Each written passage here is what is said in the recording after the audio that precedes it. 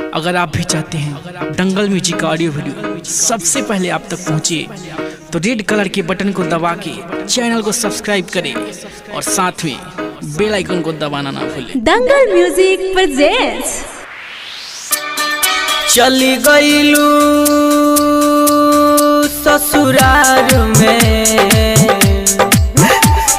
छोड़ी के बुरा हाल में अखिया से हमारा लोर बहल बा। तहरा भी ले रुमाल देहल बा, तहरा भी ले रुमाल देहल बा, तहरा भी ले रुमाल देहल बा, तहरा भी ले रुमाल देहल बा, ओ तहरा भी ले रुमाल देहल बा। चल गईलू ससुराल में छोड़ी के बुरा हाल में अखिया से हमारा लोर बहल बा।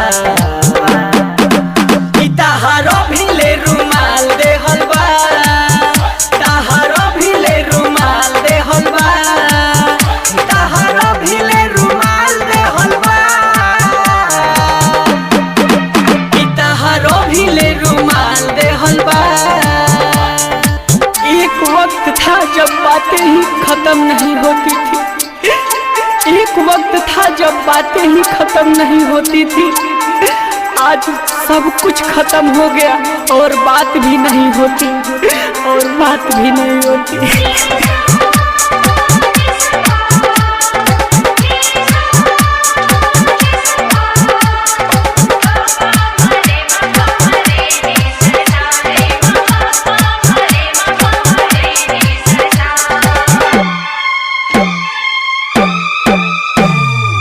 याद आवता मिलल जुला घूमत रहलू अपाची पर, प्यार कके भूल गईलू हमके चढ़ा गईलू फांसी पर।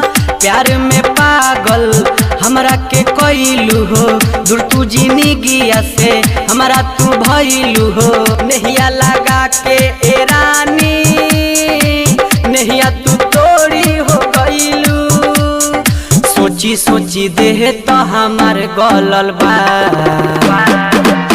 तहरा भी ले रुमाल देहल बा, तहरा भी ले रुमाल देहल बा, तहरा भी ले रुमाल देहल बा, तहरा भी ले रुमाल देहल बा, तहरा भी ले रुमाल देहल बा। तुम लौट के आ जाना जानम जहर जुदाई के पिया। दिलीप आशिक के कैसे तू भूलबू हो, अशोक संतोष के बहिया में झूलबू हो। डीजे विकास के दिल पर दुख के पहाड़ बावे टूटल, प्यार नहीं हारी चंचल के कहल बा। तहरा भी ले रुमाल